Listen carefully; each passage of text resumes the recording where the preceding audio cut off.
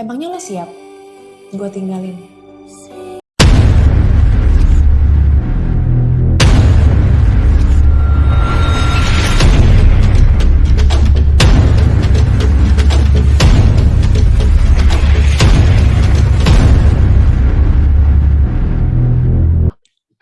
Halo, dan halo. Apa kabar kalian semua nih? Semoga kalian semua sehat-sehat selalu. Kembali lagi di episode terbaru dari Bios Club.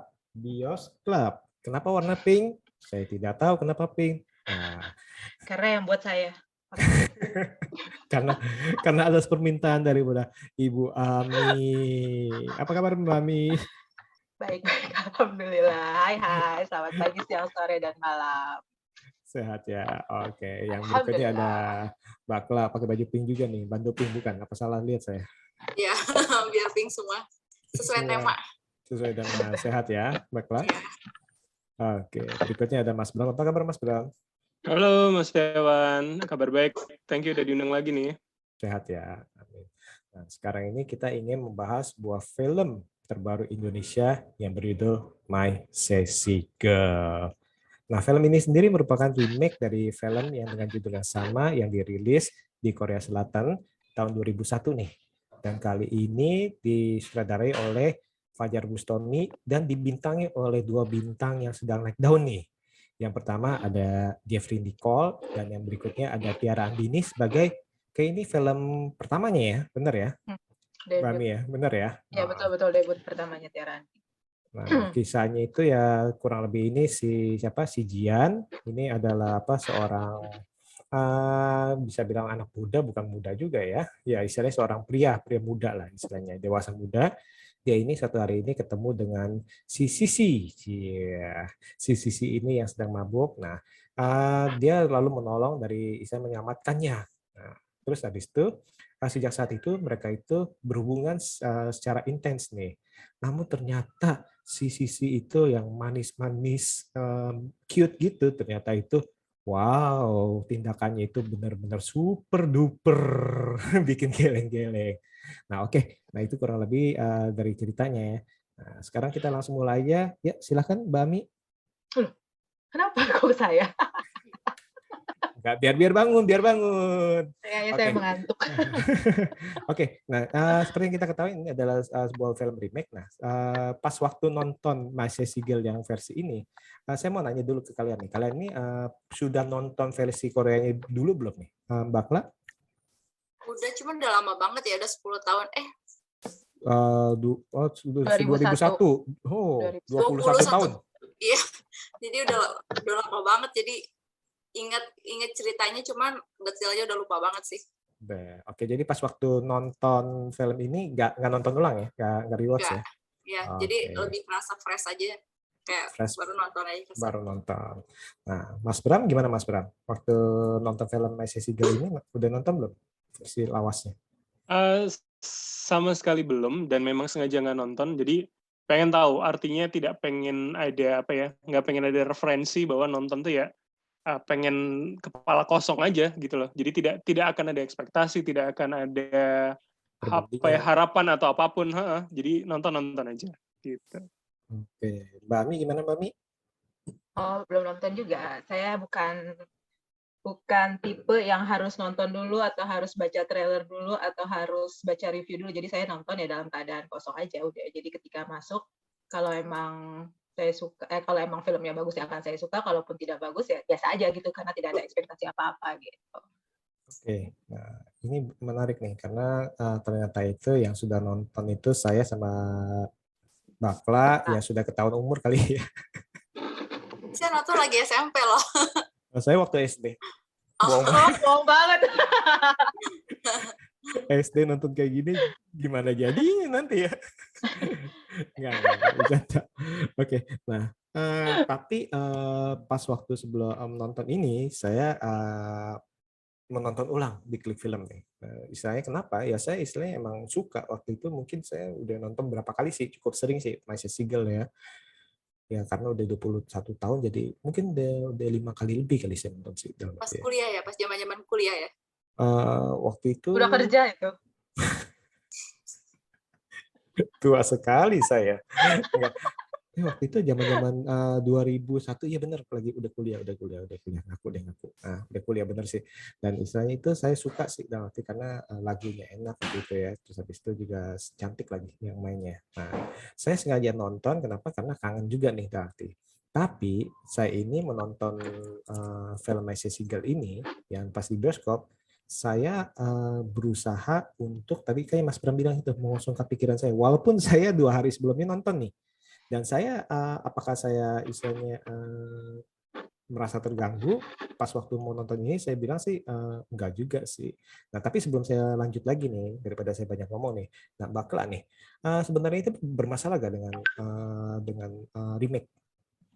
Enggak sih, malah saya seneng kayak kalau misalkan ada beberapa versi suka ditonton semua kayak Meteor Garden, saya nonton semua, hampir semua negara gitu, seneng. Oh, yang Thailand kemarin nonton juga Perbandingan ya? gitu, pengen tahu kalau pengemasan tiap negara tuh gimana, karena kan setiap negara saat nge-remake pasti sesuai sama budaya negara itu sendiri kan, jadi pasti ada sesuatu yang beda terus gitu, makanya Nah, pas kalau di remake seneng juga sih. Nah itu dia, itu yang saya dalam arti yang saya tanamkan di pikiran saya dalam arti walaupun ini sesama Asia kita ngomong ya kan sesama Asia nih, tapi pasti ada sesuatu yang berbeda karena budaya istilah Korea, budaya Thailand, budaya Indonesia ataupun budaya Taiwan, RRT. Nah itu maksud saya kan pasti kan kalau di remake itu pasti akan menampilkan budaya mereka. Nah bahkan yang Messi Siga kan sudah pernah diangkat di Amerika ya, seperti itu ya. Nah, seperti itu. Nah, Mas Bram, melihat sebuah remake itu sebagai apa, Mas Bram? Seharusnya menjadi sebuah karya utuh ya. Artinya saya sebenarnya tidak terlalu ingin membandingkan. Saya mungkin ngambil contoh yang saya cukup paham, The Raid Indonesia, kemudian menjadi versi Dread di Amerika. Ceritanya cukup Mirip banget. mirip di Rusun, kemudian penangkapan gembong narkoba dan segala macam. Tapi artinya gini, karena kita tadi sudah bahas Mas Setiawan dan juga Mbak Kla bahwa selalu ada kearifan lokal kemudian di setiap kita juga akan melihat sebenarnya diferensiasi antara original story atau dengan remake atau apapun namanya itu gitu loh.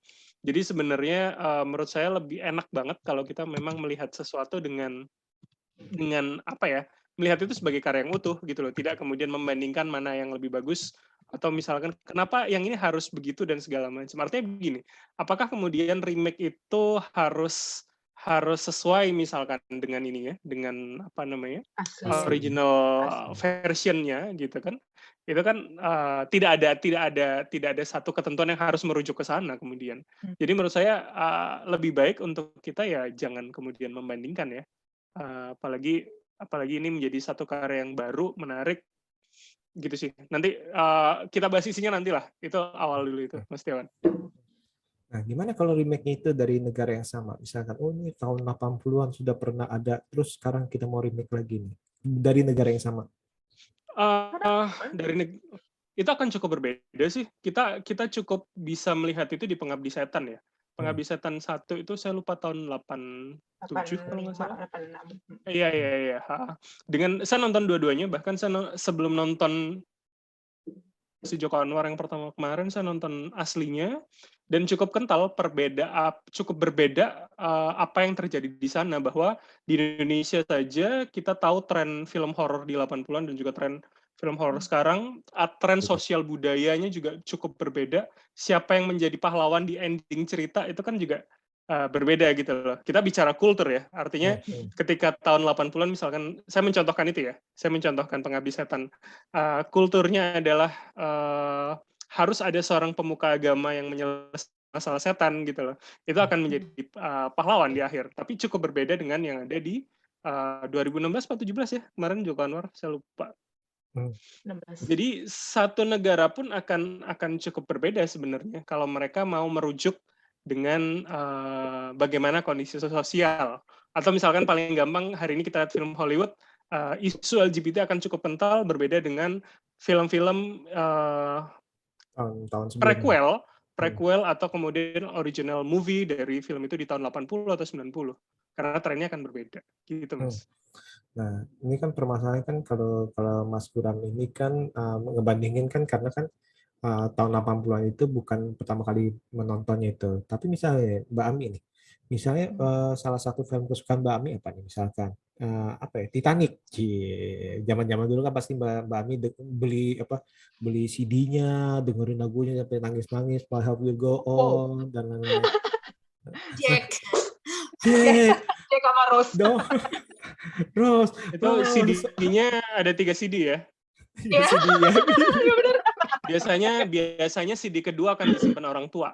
Karena yang bagian menggambar Iya, dengan bagian di parkiran mobil ada tangan itu di disc kedua. Duh, aku beda sendiri nih.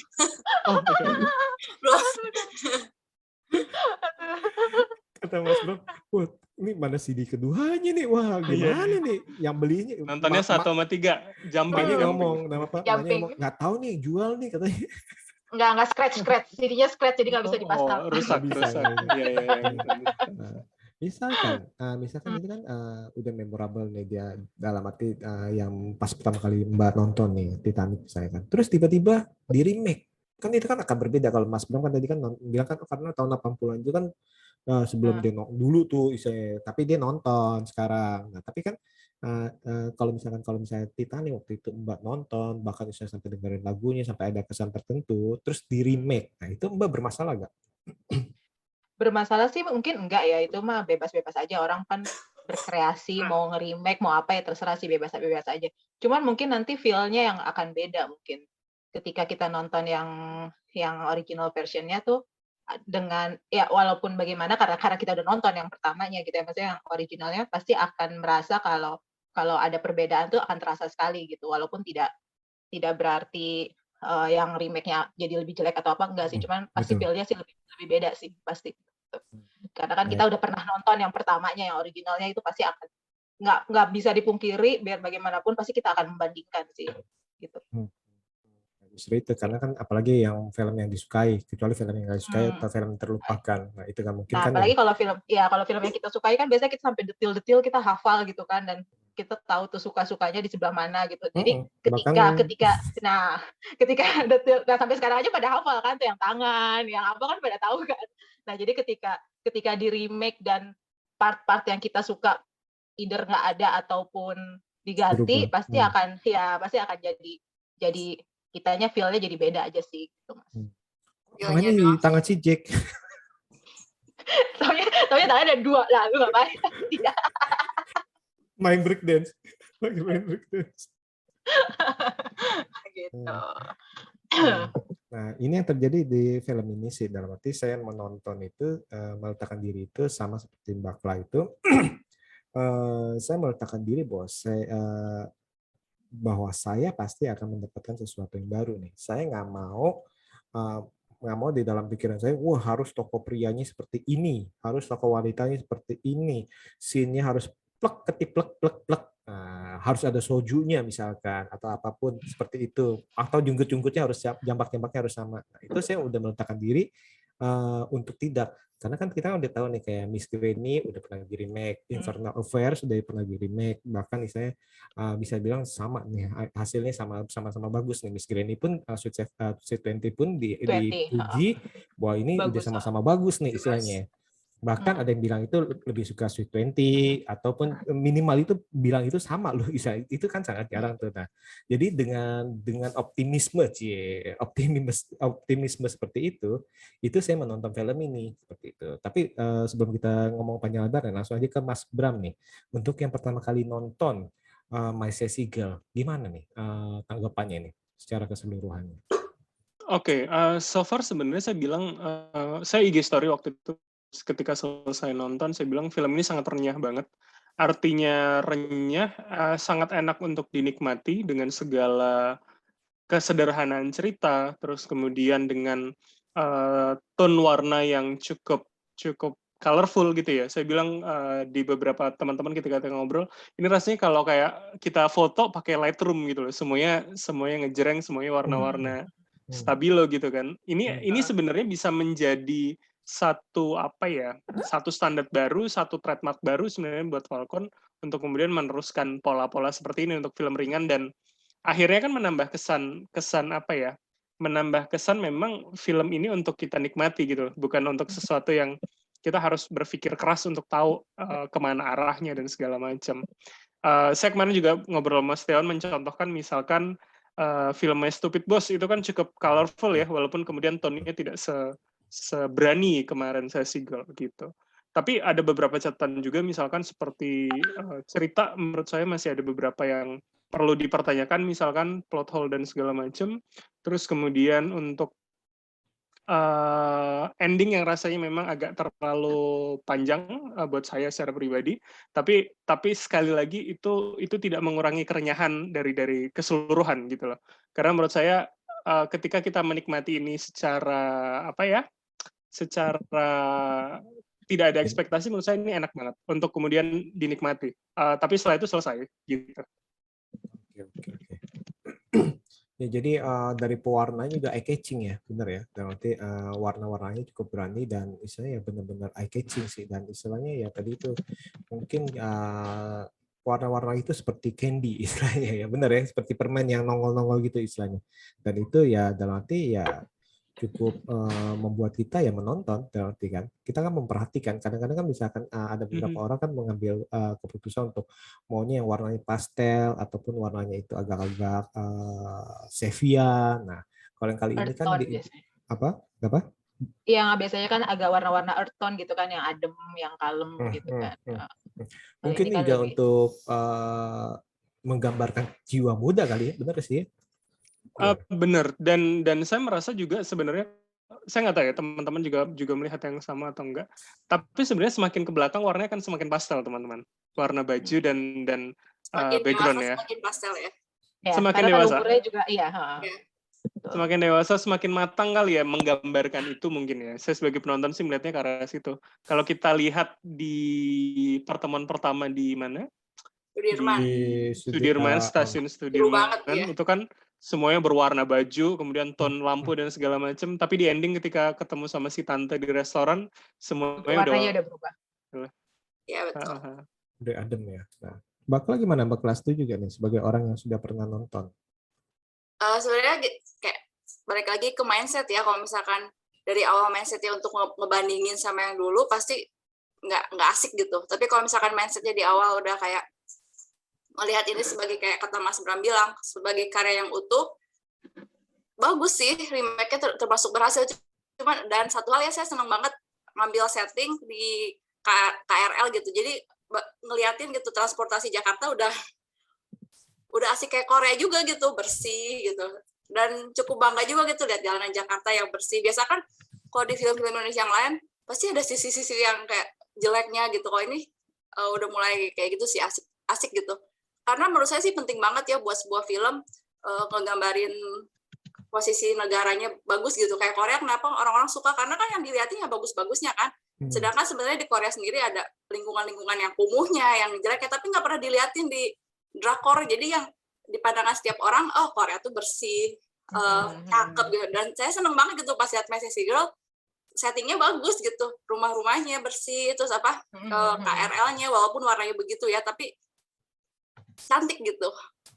Untuk keseluruhan ceritanya, kalau soal cerita kan sama ya, yang penting kan yang tadi kalau remake itu yang penting plotnya aja sama, tapi yang sisanya ya kreasi sendiri gitu sih. Nah, itu dia. Ada yang istilahnya gini, ada orang yang mempunyai mindset bahwa namanya remake harus plek ketiplek plek plek. Nah, tapi istilahnya ada juga yang bilang ya enggak dong, yang penting intinya dua, terus habis itu dirubah pakai bumbu-bumbu yang baru. Nah, masing-masing nih punya beda pendapat. Yang plek plek di sini kontranya, itu mah nggak ngapain dibuat, kalau plek ya buat apa. Nah, terus habis itu misalkan kalau ada yang ngerubah dikit dari sini, apaan tuh, ngerusak karya orang, ngapain ditambahin ini, ngapain tambahin itu. Nah, itu kan itu resikonya sangat tinggi, tapi ternyata itu ya tidak bisa dibohongin bahwa menjanjikan, dalam arti menjanjikan mendapatkan sesuatu tonton yang baru, seperti itu sih menurut saya sih. Karena yang tadi saya bilang itu Miss Granny, Infernal Affair dan lain-lain kan udah banyak nih, Pengabdi Setan tadi udah disebutkan, dan itu emang ada istilahnya, ada sesuatu yang menjanjikan, dan ya why not kita nonton. Nah, kalau Mbak Ami gimana Mbak Ami? Pengalaman nontonnya nih? pengalaman nonton karena ya itu, karena tadi kan sudah dibahas kalau saya nggak nonton yang sebelumnya, jadi ketika nonton ini benar-benar menikmati sih Mas, maksudnya lucu kan ngelihat ngelihat, sisinya, kalau gemes-gemesnya gitu kan, maksudnya, apa sih, kisah cinta antara Sisi dan Gian itu kan lucu-lucu gitu kan, terus udah gitu ketika, apa namanya, kalau masalah warna sih, ya mungkin Mas Fajar pengen ini kali ya, pengen bikin trendsetter, yang baru atau gimana nggak ngerti. Tapi kan kalau kita lihat filmnya Mas Fajar yang sebelumnya, Mariposa juga kan warnanya sebenarnya, agak gonjreng kayak gini juga kan, pink biru kalau nggak salah ya, kalau Mariposa tuh ya. Jadi memang kalau untuk warna sih memang, emang sengaja mungkin emang sengaja buat dibikin itu supaya supaya lebih kerasa kerasa apa ya, cerita-cerita apa sih, chemistry antara si Gian dan Sisinya tuh biar lebih dapet kali, jadi lebih ceria atau lebih apa dengan warna-warna seperti itu sih. Tapi kalau secara keseluruhan sih, walaupun ada hal-hal yang saya nggak ngerti yang seperti kata Mas Bram tadi, plot hole itu, tapi ya dinikmatin aja. Nontonnya kan ya karena nggak tahu cerita sebelumnya, jadi ya di sini ngapain ya, terus udah gitu mereka bakal ketemu apa enggak ya, terus udah gitu, apa namanya, nah terus si si perjodohan-perjodohan yang pertama itu si Sisi mau dijodohin itu, emang dia mau dijodohin sama siapa sih gitu kan, ya kayak gitu-gitu kan, jadi kan penasaran. Jadi akhirnya sampai akhir ya ditontonnya seru-seru aja karena penasarannya itu sih dengan cerita akhirnya. Ya walaupun banyak hal yang kadang, jadi kenapa begitu ya, emaknya kenapa gini ya, kayak gitu-gitu, karena kan nggak tahu cerita sebelumnya gitu. Cuman ya itu, karena itu jadi, menikmati tontonan sampai akhir sih gitu, Mas. Nah, kita langsung ke Mas Bram. Mas Bram, gimana nih mengenai apa aktor dan aktrisnya Jeffrey Nicole dan Tiara Andini?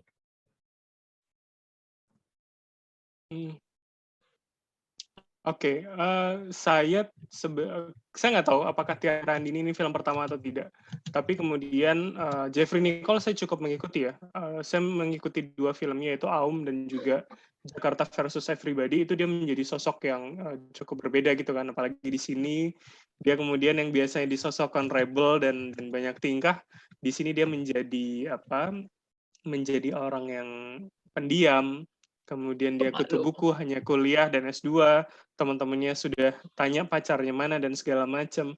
Jadi menurut saya Jeffrey Nicole sangat keluar dari karakternya, sangat bisa menggambarkan bagaimana sosok Gian ingin ditokohkan gitu loh. Karena seringkali kita sebagai penonton akhirnya terjebak pada ketokohan sekali lagi. Kadang kita nonton si A gitu ya, kita akan melihat dia sebagai personal, bukan sebagai tokoh yang diperankan. Nah, kemarin saya lihat Jeffrey Nicole cukup keluar dari itu untuk bisa kita tidak melihat dia sebagai Jeffrey, karena saya membandingkan dengan film-film sebelumnya. Nah, kalau kemudian Tiara, karena mungkin Mas Tiawan tadi bilang ini film pertama, ya mungkin kita belum punya referensi ya untuk melihat dia bagaimana. Tapi kemudian kalau saya nggak tahu apakah kemudian sosok Sisi ini memang dikarakterkan adalah sosok yang jahil, atau kemudian harusnya galak dan segala macam. Tapi kalau jahil, Tiara sangat cukup bisa dapat gitu loh, dengan jahil dan cukup mengganggu ya ini ya sebagai pasangan gitu kan. Itu cukup dapat lah. Mungkin akan banyak laki-laki yang relate dan bisa mengatakan bahwa oh ya ini cukup annoying gitu sebagai pasangan gitu. Gitu sih. Dari pengalaman Mas Bram gitu juga? Gimana? Saya dengar cerita dari teman-teman aja, langsung panik. Oh, langsung gitu. Gimana Makla nih? Tapi ini Mas, sorry kalau boleh nambahin sedikit, tapi mungkin ada sedikit kritik saya untuk beberapa penokohan, karena menurut saya untuk sosok Indonesia, sekali lagi mungkin saya tidak ingin mengaitkan ini dengan masalah adaptasi, tapi kemudian ada beberapa habit dari sosok Gian yang menurut saya tidak Indonesia banget gitu loh. Somehow kita melihat orang Indonesia yang pendiam itu kan kemudian dengan dengan agak sulit berekspresi gitu kan. Tapi sosok Gian cukup ekspresif untuk seseorang yang pendiam di tokoh ini gitu sih. Oke. Iya. Jadi kan kalau di sini kan si Gian ini kan antara pendiam ataupun istilahnya tadi itu suka belajar ya, karena dengan S2 di sini ya, benar ya Mas Bram ya. Seperti itu. Dan saya mungkin kan bisa bilang itu dia ini belum pernah jatuh cinta atau belum pernah berhubungan dengan wanita ya kayaknya ya. Dan akhirnya itu ketemu dengan wanita yang wow, yang bikin dia bucin. Mbak Kla, ini bucin bukan nih Mbak Kla? Ya, bucin maksimal sih. Soalnya udah dibikin capek fisik sama capek hati masih aja suka gitu. Bener-bener kita aja yang nonton lihatnya capek banget jadi dia. Tapi dia masih ngejar-ngejar si Sisilnya gitu. Soal tokohnya sendiri sih Jeffrey Nicole apa sih nggak pernah nonton film Jeffrey Nicole sebenarnya. Cuman kayak Mas Bam bilang kalau acting yang baik itu ketika beda sama karakter sama artisnya sendiri. Misalkan saya ceria tuh saya mainin yang jadi apa sih jadi yang pemalu gitu ya. Terus bisa beda banget gitu. Terus lagi pas jadi Gian itu nggak kelihatan kayak Jeffrey Nicole sih. Benar-benar beda banget sama Jeffrey Nicole. Beda banget sih dalam arti. Nah itu bagusnya sih walaupun gini saya sempat ngomong juga walaupun Jeffrey Nicole bodinya gede, bodinya six pack, tapi di sini ini kikuknya itu bahasa tubuhnya itu kelihatan sih dia kan jalan kan nunduk ya kayak agak bongkok ya pas di sini agak bongkok nih. Terus habis itu pas dia ketemu si Sisinya juga sampai ya si Sisi kan pasti kan jauh lebih kecil daripada si Jian nih. Jeffrey kan, si Tiara lebih kecil dari Jeffrey tapi bisa nyeret itu kan lucu juga sih. Iya sih. Nah, balik lagi, kenapa nih dibilang bucin maksimal? Ya tadi udah maksudnya udah disiksa fisik. Nah, maksud saya kira-kira nih alasannya kenapa nih kok dia bisa bucin maksimal kalau dari si tokoh ini atau dalam kenyataan? Seseorang menjadi bucin maksimal kenapa? Kan tidak ada alasan untuk jatuh cinta, bukan? Betul. Kayak gini loh, itu yang disebut, sorry ada yang namanya toxic relationship gitu. Kita lihat ya, gila tuh toxic banget hubungannya gitu. Lu udah capek artis macam, kok masih mau gitu. Dan orang itu bisa jawab, nggak tahu, gue sayang aja sama dia gitu. Jadi nggak ada alasan tertentu kenapa kita bisa cinta mati sama satu orang walaupun orang itu aneh banget gitu. Nggak sih, nggak ada alasan gitu. Jadi ya dalam kehidupan nyata pun ada yang kayak gitu banyak malah. Ini kan maksudnya masih ada sisi baiknya Sisil, ada yang sama sekali nggak ada sisi baiknya tapi pasangannya masih tetap bucin maksimal. Jadi kan berarti kan ada juga kan yang sempat ngomong Pak, ini mah nggak beralasan nih ngapain si Jeffrey Nicole, maksudnya si Jian itu jatuh cinta sama ini ya emang benar nggak ada alasan ya. Nah kalau Mbak Ami gimana? Tadi kan ngomong iya setuju gimana? Gimana apanya? Kenapa dia bisa bucin banget? Iya, apakah setuju dengan pendapat Kla?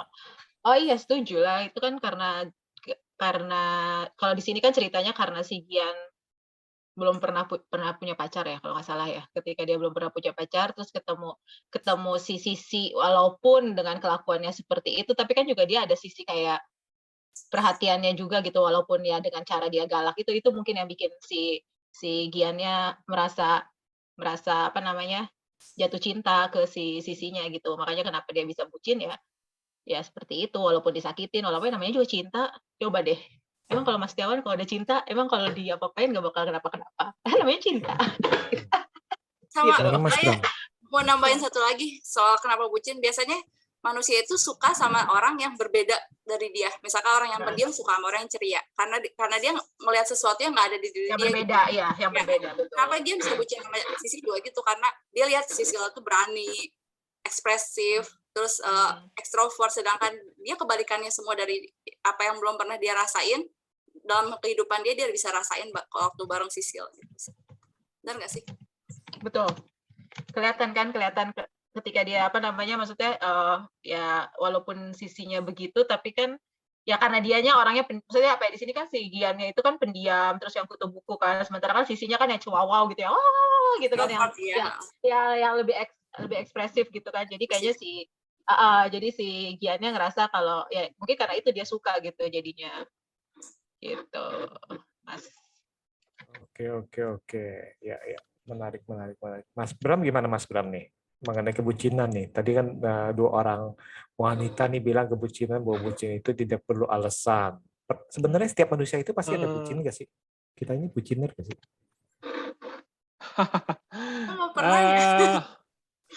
Tergantung sih, menurut saya tergantung, ada orang yang menunjukkan, ada yang enggak ya.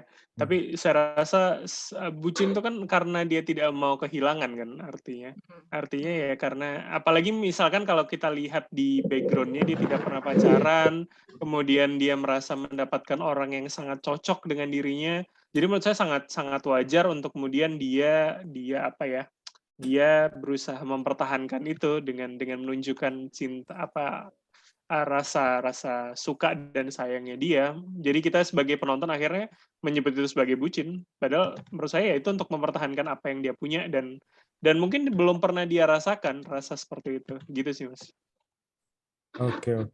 Jadi dalam arti ya kalau saya sih berpendapat bahwa setiap manusia itu adalah bucin. Nanti baik kadarnya kecil maupun kadar besar. Nah, Enggak, Mas. misalkan Semua itu akan bucin pada waktunya yang benar.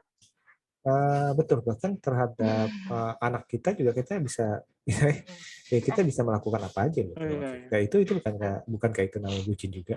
Bucin itu bukan hanya kepada pasangan tapi bisa juga kepada anak ataupun kepada orang tua. Nanti kan bener kan? Betul. Bener nggak, Kak? Oh ya, sama ini juga sih. Ini kan film Korea ya. Kalau di Korea itu ada satu adat istiadat sih. Bukan adat istiadat, apa sih kayak mitos kalau misalkan cinta pertama itu begitu besar dampaknya buat kehidupan seseorang di Korea. Di setiap drakor kayak gitu kan, sampai kayak ada orang yang sama cinta pertamanya gila, dan Sisi ini mungkin ya itu cinta pertamanya Gian sih. Bener gak sih? Iya, bisa. Makanya Sisi nggak bisa move on sama yang Bima karena Bima cinta pertamanya Sisi gitu kan, karena ngikutin kebudayaan Korea kayak gitu. Kalau di film Korea semua sama cinta pertama itu nggak bisa dilupain. Dan juga kan masalahnya kan perpisahnya kan terpisah karena maut kan, bukan karena apa-apa kan. Jadi istilahnya ya terpisahnya kan bukan terpisah karena berantem ataupun karena apa, tapi kan karena maut memisahkan mereka kan. Jadi itu akhirnya itu ya istilahnya nggak bisa move on dalam arti apalagi ketemu pas dengan orang yang sama nih. Nah akhirnya kan di satu sisi ya bagi sisinya itu ya sakit karena mengingat, tapi di satu sisi ini kayak wah gue mendapatkan kesempatan kedua nih istilahnya kan. Karena kan misalkan kalau dia istilahnya kalau nggak ada kayak gitu ya pasti dia akan, kalau dia benar-benar sebel ya dia akan jauh-jauh nggak mau ketemu karena menyakitkan. Tapi di satu sisi ya tadi itu misalnya sakit-sakit pengen istilahnya seperti itu. Mungkin karena kan diceritakan kalau si Giannya ini kan mirip sama mantannya dia kali ya gitu kan. Ya itu kali yang bikin dia jadinya bertindak bersikap kayak gitu, mungkin karena dia sebenarnya suka sama si Gian karena mirip sama mantannya itu, tapi dia juga kesel karena si Gian ini mengingatkan sama mantannya itu, apapun itu kisahnya mereka gitu kan. Saya kan nggak tahu ceritanya apa gitu. Jadi mungkin karena itu jadi dia bersikap kayak gitu ke si Gian itu pasti jadinya si sisinya tuh karena mengingat mantan pacarnya gitu. Bisa kayak gitu. Oke, Mas Bram. Iya, oke, Mas Bram. Oke, kedengaran? Cek 1 2.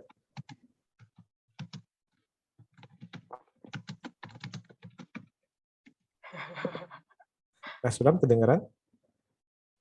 Iya. Oke. Oke, dikirain nggak kedengaran. Oke. Nah, tadi kita udah ngomongin soal karakter. Nah, soal ini, soal apa? Soal pemain dan juga karakter, soal bucin segala macam. Nah, kalau untuk film ini nih ada scene memorable nggak misalnya atau karakter yang memorable buat Mas?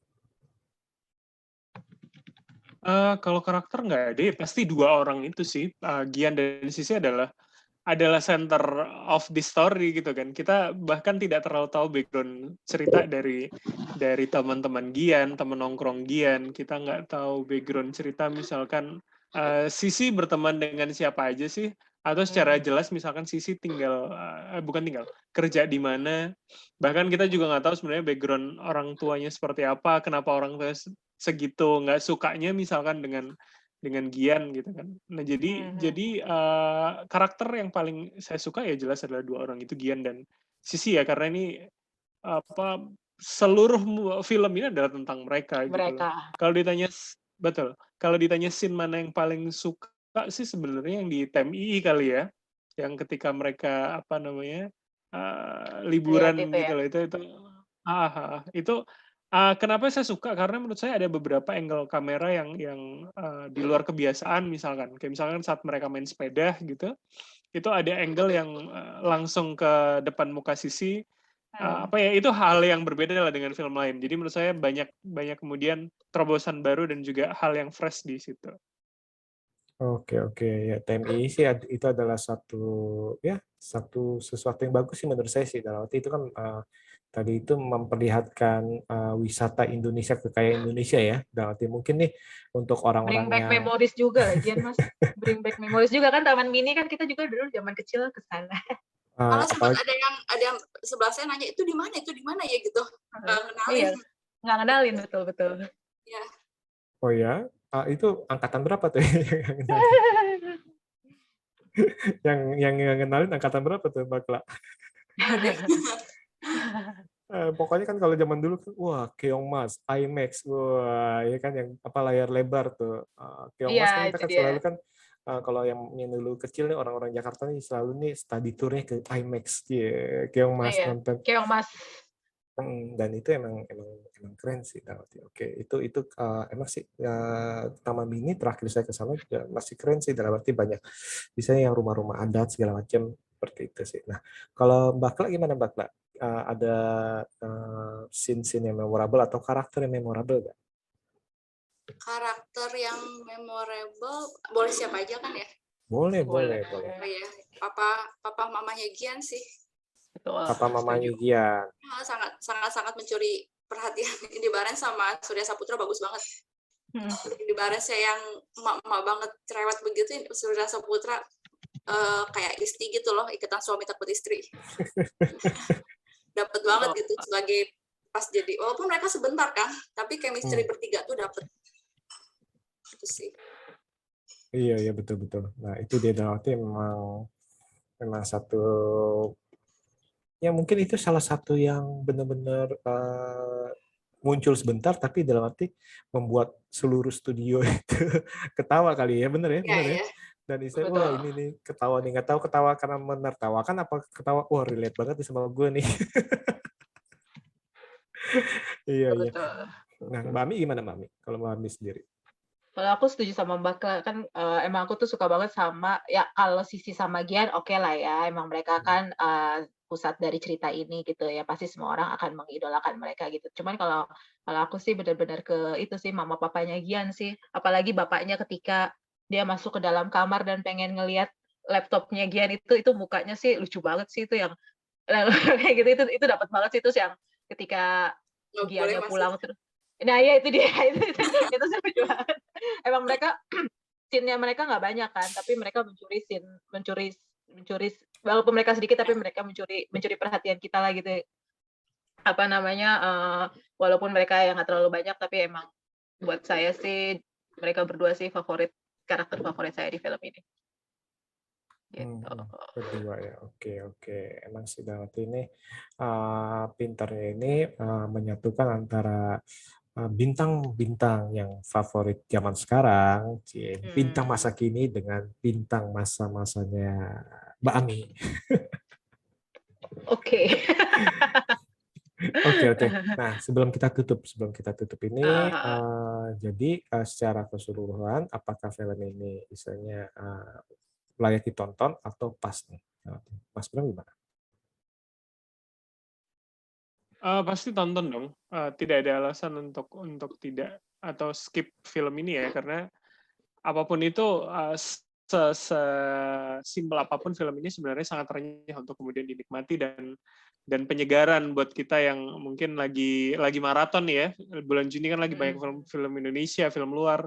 Ini cukup enak untuk dinikmati, apalagi misalkan datang ke sana sama pasangan, wah itu mungkin kita akan mengingat bumbu-bumbu romantisme baru kenal, masih pendekatan gitu kan, asik lah itu. Gitu ya. Kayaknya pengalaman dari Mas Bram nih ya. Iya, tapi sebelah saya kemarin Mbak Ami, sebelahnya lagi Mas Tiawan, jadi enggak. Iya. Kurang. Bisa. Oke, kalau Mbak Kla gimana Mbak Kla? Jadi kan abis nonton ini kan selalu nge-review di Facebook, di Instagram gitu kan. Terus sama pertanyaannya sama orang-orang, nilainya berapa? Kalau misalkan di atas rata-rata mau nonton, saya bilang 3,5 gitu, dan harus nonton. Saya juga bilang gitu karena sebenarnya saya tipe orang yang kurang, bukan ya, antipati sama film Indonesia gitu. Hampir jarang pernah nonton film Indonesia gitu, cuman dan baru nonton lagi sekarang kan, dan ternyata nggak jelek, sinematografi, scoring, terus setting tempat ternyata kan udah mulai bagus, dan actingnya juga ternyata udah mulai banyak yang berkembang gitu. Jadi harus nonton sih, ngasih lihat apa sih kemajuan perfilman Indonesia seperti apa, dan film ini cukup menghibur gitu. Jadi kalau misalkan negatif sih pasti ada, semua film, apalagi kan namanya remake pasti gitulah, ada beberapa hal yang ketinggalan atau enggak sesuai, tapi secara keseluruhan asik buat ditonton gitu, sangat menghibur sih. Betul.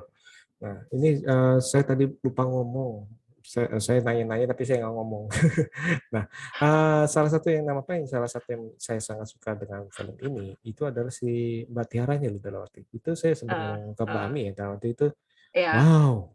Nah, nanti saya terpesona juga nih. Ternyata ini dia ini bisa memberikan feel yang berbeda dengan My Sissy Girl, karena di My Sissy Girl yang Korea itu nggak ada nama tuh ya. Jadi nah di sini ya mungkin dikasih nama Sissy karena Sesi mungkin ya. Nah itu saya menonton ini, melihat Tiara Andini ini bisa menciptakan sebuah sosok yang baru dalam arti terhadap karakter Sisi dalam arti ya. Dan itu saya lihat itu dia ini keren sih. Saya sempat ngomong sih ke Mbak Ami, juga mungkin ke Mas Bram, saya sempat ngomong sama saya bahwa saya takjub, dan nanti takjub melihat dia ini bisa acting dari segi drama bisa, komedi bisa, bahkan istilahnya sampai secara kasar pun bisa. Seperti itu. Tapi ya jangan ngebandingin dengan kasarnya film Korea, nggak bisa. Karena kita kan berbeda. Misalkan kalau kasarnya kayak film Korea itu udah masuk ke toxic relationship-nya udah bisa diprotes. Karena kalau film-film Korea emang kasarnya lebih kasar seperti itu, dan itu sudah terbiasa dengan istilahnya dengan tipe film mereka kasarnya seperti itu tuh. Nah, berbeda dengan film Indonesia, kalau kita benar-benar tipe kasarnya sampai junggu, sampai tendang, sampai tonjok misalnya seperti itu nggak bisa. Jadi kasarnya itu disesuaikan dengan istilahnya keadaan perfilman kita nih, atau keadaan kita nih ya.